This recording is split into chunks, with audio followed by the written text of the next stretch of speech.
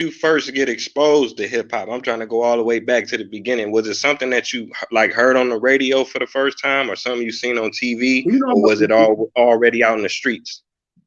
well, for me, it was because I grew up as a musician.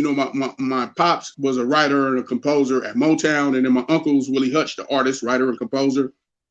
So I Wow. was exposed to a lot of music, you know what I'm saying, growing up in that world, you know what I mean? And then as I got a little older and got my own, got training wheels off me, I studied music and I played 3 different instruments. I played bass guitar, trumpet, and piano. And I started dipping and dabbling in music. In my era in the mid 80s, hip hop took off. So it was hard for you me as a young teenager not being influenced by hip hop on every level. You know what I'm saying? It wasn't a lot out west, but I had family in New York. I would go back and forth and get a lot of the stuff when I was hella young. Wow. And then I started developing an ideal to like just start rapping. So I started rapping in high school, just dabbing, dipping and dabbling with it, besides me being a musician already.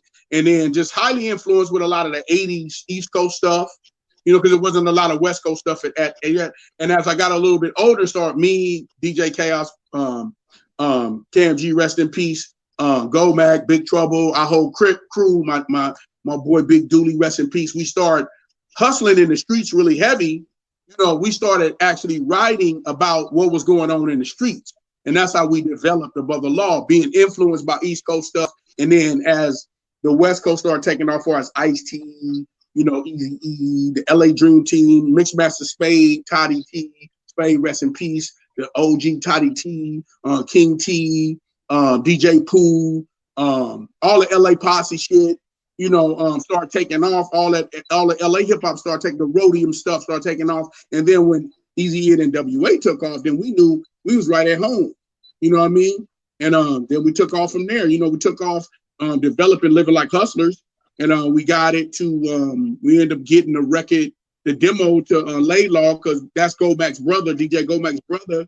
And at the time, he was he was working with NWA and NWA, riding and producing with Dre. And we shot it to him and Eazy and Dre, and they loved it when they was on the Straight Outta Compton tour. And the rest is history, man. When they got home off the tour, the rest is history, bro. Living Like Hustlers, 1989. So yeah, I mean, that's what got me into it. Just being a musician and loving music, having real love for music, and really gravitating to a lot of the early hip hop stuff that came off the East Coast. And then being able to integrate it into my own. And I think the greatest thing that happened for me as a producer, as an artist, is that I knew how to move and flow with music. You know what I mean? So it was easy for us to develop a sound for the West Coast, being influenced by the music of hip hop, So that's just because of my musical background, Wow, that's amazing. So, just in case the viewers might have missed it, you saying Willie Hutch that's your uncle, that's your blood uncle, your family, That's my your dad uncle. was writing music for Motown, man. That's a Yeah. blessing, bro. Well, my Wow. dad wrote for the Jackson 5. My dad wrote for the Miracles. He wrote some stuff for the Commodores, and then, my cousin Cocaine, his dad, Jerry Long, also it was a composer, right? He wrote Smiling Faces. He wrote a lot of stuff for Temptation, a lot of stuff, And Wow. our uncle was Willie Hutch. Yeah, we from a musical lineage. We from a musical legacy. So, I'm a legacy kid, when it comes to music. You know what I mean? So yeah, that's the Hutch. The Hutch, yeah, the Hutch is the Hutch from the famous Hutch family, Motown. So yeah. Mm-hmm. Wow, that's amazing. Big shout out to Cocaine, another legend for sure. There you go, for sure. Mm-hmm. Okay, now I wanted to ask you, like back in the '80s, you had Easy, NWAQ. Mm-hmm. They was Yeah. repping Compton. MCA was Mm-hmm. repping Compton. I think DJ Right. Quick was repping Compton.